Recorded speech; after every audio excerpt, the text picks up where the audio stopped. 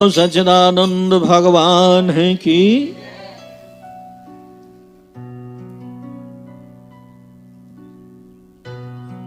एक भक्त थे जिनका नाम था कुलशेखर जी महाराज। दक्षिण भारत के राजा थे। भगवान के प्रति उनके हृदय में अनुराग था। बड़ी बड़ी विलक्षण रीति होती है भक्तों की, और कहा भी जाता है कि जहां भक्तों के चरित्र होते हैं भगवान श्रवण करने के लिए पधारते हैं। भगवान के चरित्र हो और भगवान आए नहीं आए दोनों बातें हैं, लेकिन भक्त के जब चरित्र होते हैं तो भगवान अवश्य आते हैं। राम जासु जस आप बखाना, और अपने भक्त के गुणों को वर्णन करते हैं। तो कुलशेखर जी भगवान के प्रति रंगे हुए थे। भगवान की कथा श्रवण करते थे।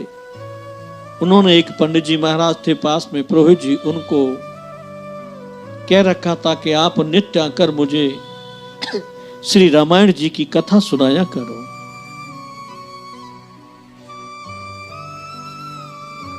पंडित जी वाल्मीकि रामायण में से प्रसंग सुना रहे थे।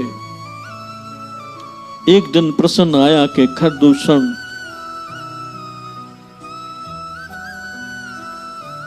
से युद्ध करने के लिए राम जी तैयार हैं। लक्ष्मण जी जानकी जी को लेकर कंदरा में चले गए। कुलशेखर जी समझ गए कि राम अकेले हैं, इनकी 14,000 सेना है, राम जी कैसे लड़ेंगे अकेले। तो उसी समय कथा श्रवण करते हुए अपने मंत्रियों को आदेश दिया, चलो मारो काटो, जल्दी तैयारी करो, युद्ध के लिए तैयार हो जाओ। राज्य में हड़कंप मच गया। राजा के एक इशारे पर सभी सेना तैयार हो गई। पंडित जी तो ये बात जानते ही थे, तो बड़ी मुश्किल से कालांतर का विधान करके राजा को रोका। तब कहीं राजा युद्ध की बात छोड़कर फिर कथा सुनने लगे। तो कथा में कितना अनुराग था भगवान के प्रति कि मैं जिसको चाहता हूं, भगवान को लोग क्यों मानते हैं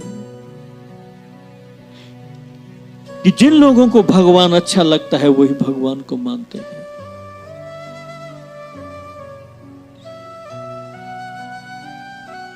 पंडित जी ने कुलशेखर जी को समझाया बुझाया, कथा समाप्त की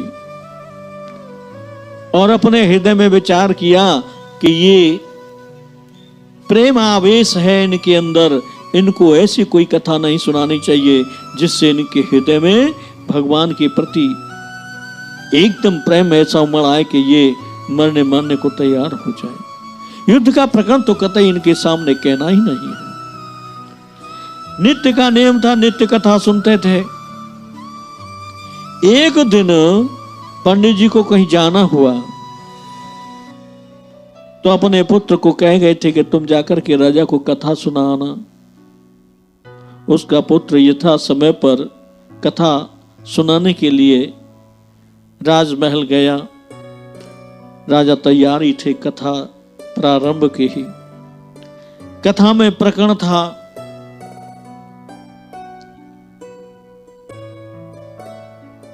कि रावण सीता जी का हरण करके ले गया।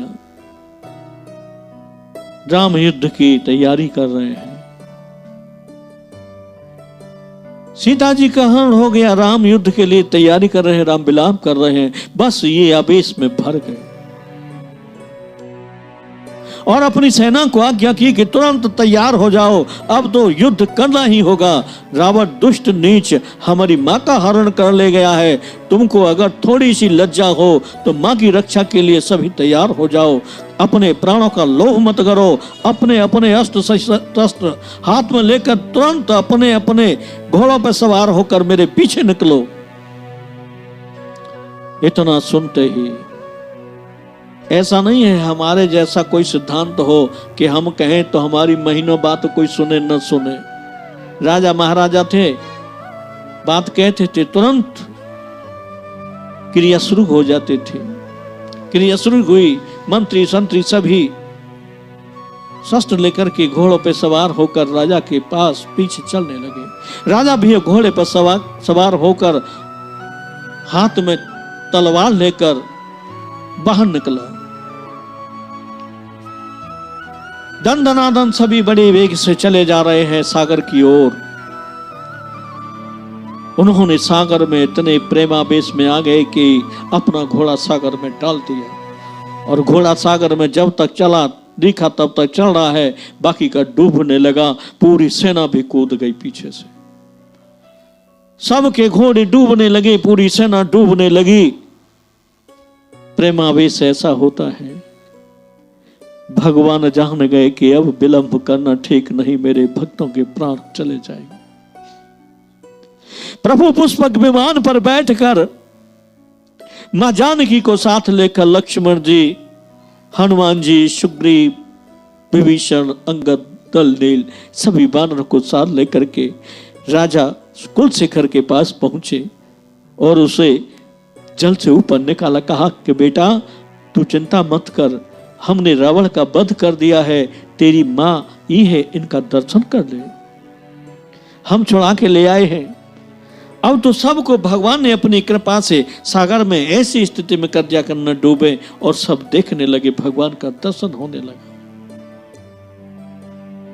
तब राम जी ने कहा देखो अब तुम अपने घर जाओ सब लोग, हम अयोध्या जाते हैं, हमारा भाई भरत बहुत व्याकुल है हमारे दर्शन के लिए, और भगवान का स्मरण करते रहना। तब कहीं कुलशेखर जी अपने नगर को लौटे। जिनकी रही भावना जैसी और प्रभु मूरत देखी तिन तैसी। भाव से भगवान प्राप्त होते हैं। भाव में भगवान है तो भगवान है, और नहीं है तो नहीं है। किसी के लिए होते हैं, किसी के लिए नहीं होते। कोई भगवान साकार का सिद्धांत निश्चित समझता है, तो कोई कहता है कि नहीं साकार तो कोई होता ही नहीं, भगवान तो निराकार है, वो कभी रूप धारण नहीं करता। सती जैसी आदि शक्ति भी कहती है कि नहीं राम कोई ऐसा भगवान ब्रह्म नहीं है जो अपनी स्त्री के लिए रोता रहे, वो तो निराकार है, निर्विकार है, सर्वत्र है, अजय है, अज है, अगुण है। तो जिनकी भावना में जो है सो है। भाववश्य भगवान सुख निधान करुणा भवन। सुख के घर है, करुणा की खान है, और भाव के बस रहते हैं। कुलशेखर जी भाव के बस ही तो आवेश में हुए प्रभु के प्रति। जब उन्होंने अपने प्राणों का लोभ छोड़कर सागर में कूद गए तो भगवान को आना पड़ा, दर्शन देना पड़ा। ये कोई काल्पनिक घटना नहीं है, सत्य कथा है श्रीमद् भक्तमाल की। जो चरित्र हो चुके हैं वही श्री नाभा स्वामी जी संतों ने भक्त सुधा माल में वर्णन किया।